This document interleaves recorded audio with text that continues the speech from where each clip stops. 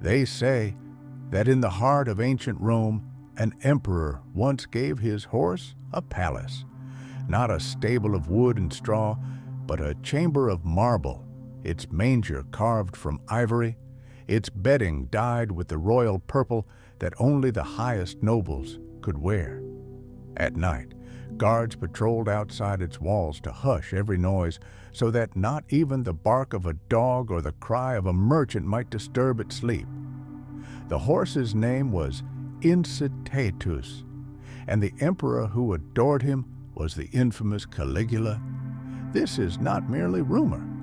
The Roman writers, though they disagreed on the details, all left us fragments of this bizarre tale.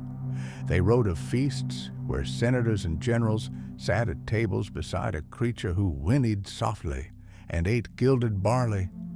They spoke of a ruler who whispered that this horse, this cherished companion, might soon rise higher than men, higher than any mortal animal ever had, to take its place as a consul of Rome. Madness, mockery, or something stranger still. The story of Caligula and his horse has drifted down to us like a dream that never fades. It tells of a ruler who blurred the line between power and spectacle, between love and humiliation, between sanity and delirium. And tonight, we will wander into that dream together, softly, as though entering a candlelit hall where history itself still breathes. If you enjoy drifting through strange corners of history with me, remember to like this video and subscribe, so you'll always have another midnight tale waiting. When Caligula first became emperor in the year 37, Rome sighed with relief. He was the grandson of Germanicus, the son of noble blood, a figure who seemed destined to heal old wounds. Crowds cheered his name, families offered prayers of thanksgiving, and the Senate swore loyalty to him with eager devotion. For a moment, the empire believed it had found not only a ruler, but a savior. But promises wither quickly in the halls of power.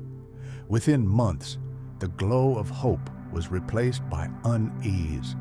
Caligula, still young, still flushed with the intoxication of absolute control, began to reveal a darker side. Some said he had fallen ill, struck by fevers that altered his mind forever. Others whispered he had always been this way, hiding behind charm until the throne made his whims into law. Whatever the truth, Rome soon found itself ruled by a man who blurred cruelty with laughter and cruelty with theater. He spent fortunes as though they were grains of sand slipping through his hands. He ordered ships to be built as floating palaces, massive vessels that glittered with gardens and gold, drifting like illusions upon the sea. He commanded banquets where food was wasted in rivers, and where the rarest delicacies were served not to nourish, but to dazzle, to shock, to prove that the emperor's wealth was boundless.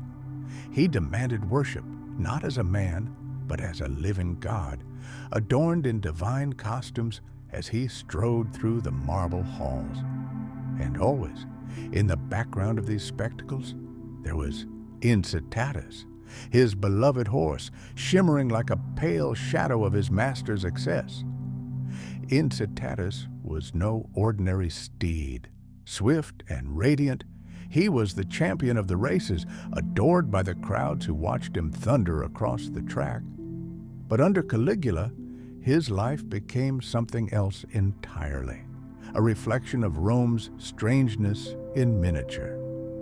The horse's stable was made of marble, its manger of ivory. Servants fed him golden oats, sprinkling precious metal as though it were seasoning. When he lay down to rest, the emperor commanded silence, posting soldiers to ensure no voice or clatter disturbed his slumber. At first, people laughed uneasily. A pampered animal was strange, yes, but perhaps it was only the eccentric indulgence of a powerful man. But Caligula pushed the theater further. He began to invite senators to dine at his table, only for them to discover that among the honored guests was Incitatus himself. While men in robes of state ate bread and wine, the horse was given jeweled cups, crystal vessels filled with the richest vintage. Golden barley was placed before him as though he were a nobleman, and all were expected to sit in silence, pretending that nothing was unusual.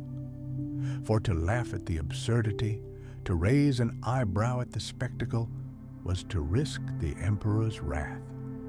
And then came the rumor, the strangest of all, that Caligula intended to make Incitatus a consul, one of the highest offices of the empire, a role that demanded speeches, decrees, and judgments of law.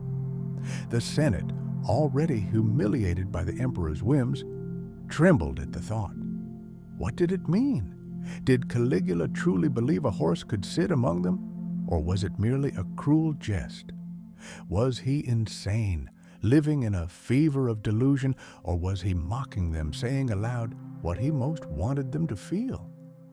That their power was nothing, that their dignity was a fragile illusion, and that even a beast could take their place if he wished it? History does not tell us clearly. Some Roman writers claimed Caligula's madness was genuine, that his mind had snapped and he loved his horse beyond reason. Others believed it was deliberate mockery, a performance staged to reduce the Senate to ash. Perhaps it was both, for Caligula's world was one where cruelty and comedy always walked hand in hand. The whispers of Incitatus's consulship rippled through Rome like smoke, twisting into rumor after rumor. In the Senate, men gritted their teeth in silence, unwilling to speak against the emperor, but unable to forget the insult. In the streets, common people repeated the story in hushed voices, half in disbelief and half in awe. Some thought it proved their emperor had gone mad. Others thought it was brilliant cruelty, a way to remind the mighty Senate that they were powerless, that their dignity could be torn away with a single laugh. Caligula thrived on such tension. He understood that power was not only about armies and gold, but about performance, about bending reality itself until no one dared question him. By pampering a horse like a prince, by threatening to raise it higher than men, he blurred the line between absurdity and truth. What was real and what was theater? In his Rome, no one could be sure, and that uncertainty was power. But while Incitatus lived in his marble stable, adored like a living jewel, the people of Rome felt the strain. The endless feasts, the games, the spectacles, all had to be paid for.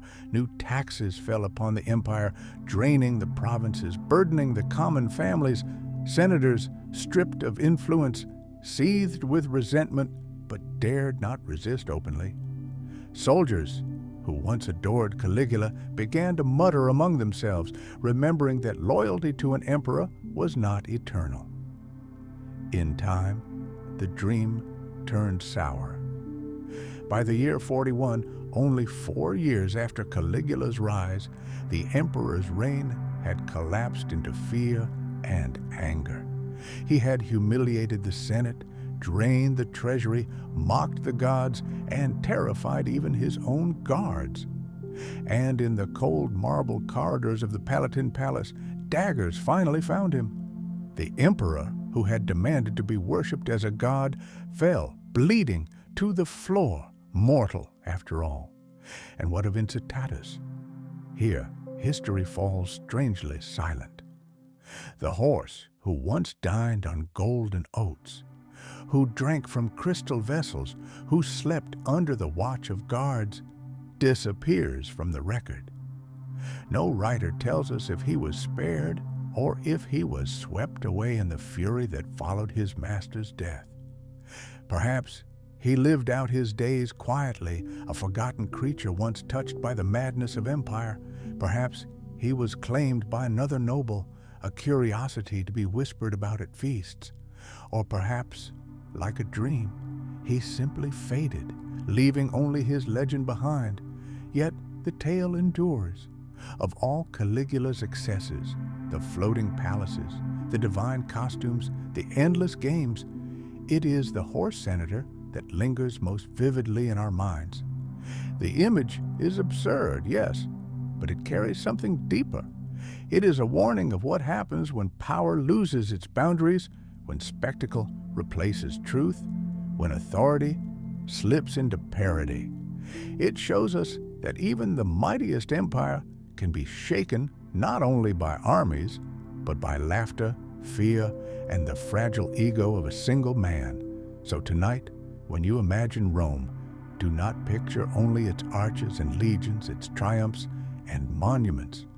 Picture also the quiet chamber of marble where a horse once slept, guarded as though it were a treasure.